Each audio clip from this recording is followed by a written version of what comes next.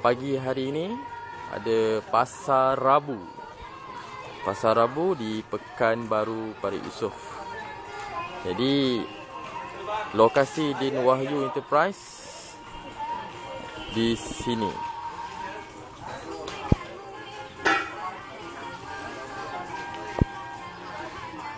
Ini dia perniagaan yang sedang dijalankan, yang sedang beroperasi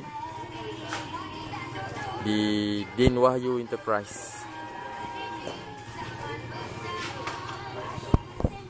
Jom kita tengok apa dekat dalam. Ini dia pekerja baru yang baru bekerja di Din Wahyu Enterprise. Staf berbayar. Staf berbayar.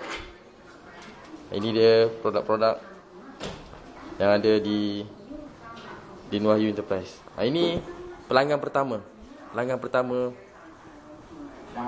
yang masuk di Din Wahyu. Untuk pengetahuan saudara, ini hari pertama kedai ni buka, dik. Siapa nama adik? Muhammad Amin. Sekolah tingkatan berapa? Sekolah dari? Teknik Perdagangan Johor. Tengah cuti ni cuti raya. Okey. Tahniahlah kerana apa? Orang pertama datang kedai ni baru buka ni hari ni. Semalam kita baru buka hari pertama ni. Pasal tak perasan, hari ni perasan. Terima kasih. Sebab selama ni kedai orang lain kan, tutup kan. Itu baru buka hari ni, baru operasi hari ni.